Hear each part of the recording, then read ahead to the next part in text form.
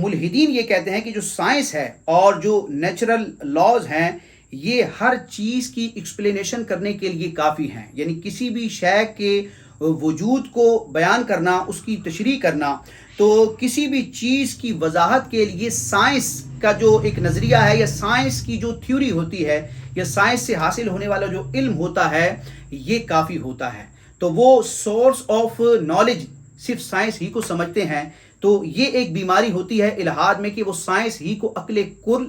کل اور حرف آخر سمجھتے ہیں، حالانکہ ہر سمجھدار بندہ اس بات کو جانتا ہے، اور سائنس کا بنیادی مفہوم جاننے والا شخص اس بات سے بخوبی واقف ہے کہ سائنس بنیادی طور پر دو چیزوں سے حاصل ہونے والے علم کا نام ہے۔ ایک ہے آبزرویشن، ہمارا مشاہدہ جو ہم اپنے حواس کے ذریعے کرتے ہیں، اپنی بینائی کے ذریعے کرتے ہیں، اور ایک ہوتا ہے ایکسپیریمنٹ یعنی کہ تجربہ۔ تو مشاہدے اور تجربے یعنی ایکسپیریمنٹ اور اسی طرح یہ جو آپ کے تجربات ہوتے ہیں اور آپ کی آبزرویشن ہوتی ہے، تو آبزرویشن اور ایکسپیریمنٹ کے نتیجے میں جو علم حاصل ہوتا ہے، یہ جو فائدہ حاصل ہوتا ہے، اس کو سائنس کا نام دیا جاتا ہے۔ اور یہ ہر ذی شعور شخص سمجھتا ہے کہ اس کائنات کے حقائق کو، بہت ساری ریئلٹیز ہیں، بہت سارے حقائق ہیں، تو ان کو جاننے کے لیے صرف ایکسپیریمنٹ کرنا یا صرف آبزرویشن کرنا یہ کافی نہیں ہے۔ کائنات کی بہت ساری لا تعداد کروڑوں لاکھوں ایسی حقیقتیں ہیں جن کو نہ ہم آبزرو کر سکتے ہیں، نہ ان کا ایکسپیریمنٹ کر سکتے ہیں۔ وہ میٹا فزیکل چیزیں ہیں، اور وہ ایسی چیزیں ہیں جن کو آپ ما بعد طبیعیات کے نام سے جانیں کہ جو مادہ نہیں ہیں۔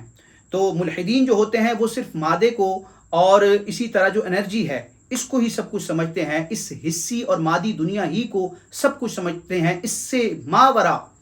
یعنی اس فزیکل ورلڈ کے بیونڈ کیا ہے